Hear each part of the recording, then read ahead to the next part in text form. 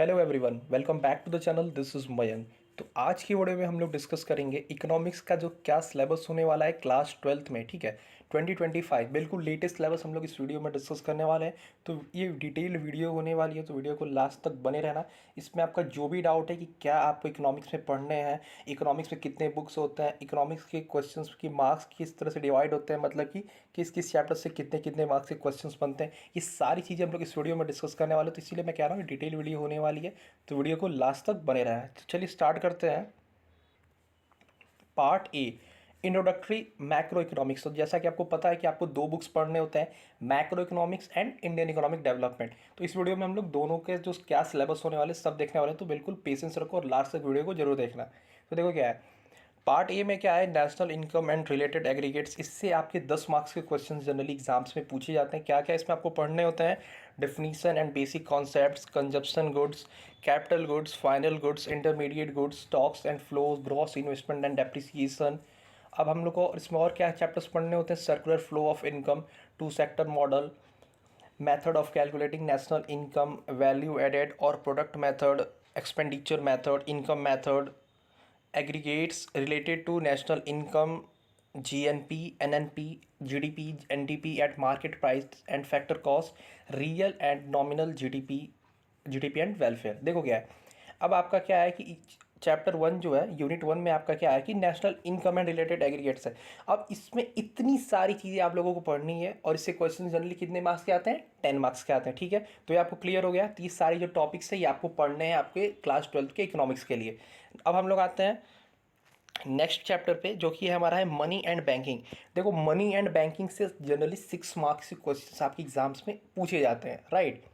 Money and banking में आपको क्या क्या पढ़ने होते हैं generally, meaning and functions of money, supply of money, currency held by the public and net demand, deposits held by commercial banks, money creation by the commercial banking system, central bank and its functions with reference to the Reserve Bank of India, control of credit through bank rate, CRR, SLR, repo rate, reverse repo rate, open market operations, margin requirement। तो ये सारी चीज़ें आपको किस में पढ़नी है, chapter 2 में, मनी एंड बैंकिंग के चैप्टर में। ठीक है,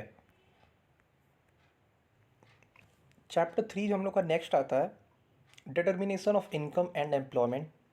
देखिए, इससे क्वेश्चन 12 मार्क्स के आते हैं, मतलब कि ये आपका बहुत ही इंपॉर्टेंट चैप्टर होने वाला है। इसमें हम लोग क्या क्या पढ़ते हैं देखना, aggregate demand and component, propensity to consume and save, average and marginal, और short run equilibrium output, investment multiplier and its mechanism, meaning of full employment and involuntary unemployment, problem of excess demand and deficient demand, corrective measures. तो ये जो chapter है इससे देखो 12 marks के questions आते हैं। और देखो काफ़ी इंपॉर्टेंट चैप्टर है, जिसको भी अच्छे से आपको प्रिपेयर करना है और गो थ्रू करना है। मैंने बता दिया आपको कि क्या क्या चैप्टर्स होते हैं और आपको क्या क्या चीज़ें इसमें पढ़नी होती है। अब जो हमारा नेक्स्ट आता है, that is chapter 4, government budget and the economy. इससे 6 मार्क्स के क्वेश्चंस आपके एग्जाम्स में पूछे जाते हैं।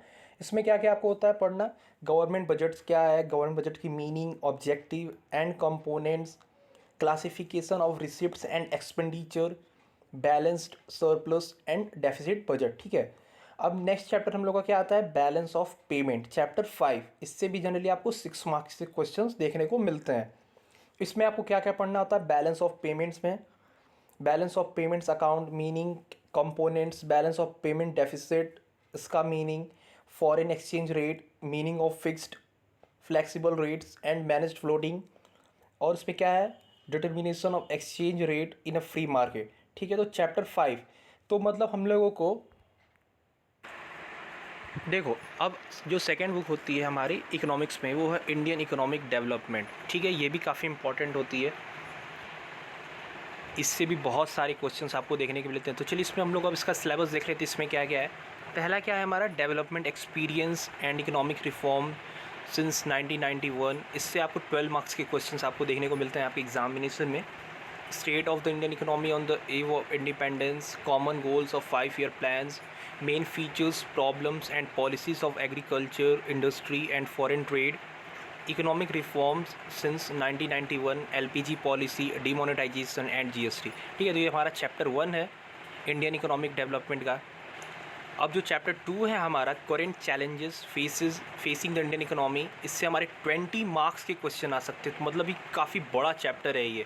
इसमें हम लोगों को क्या क्या पढ़ना होता है, poverty, human capital formation, rural development, employment, infrastructure,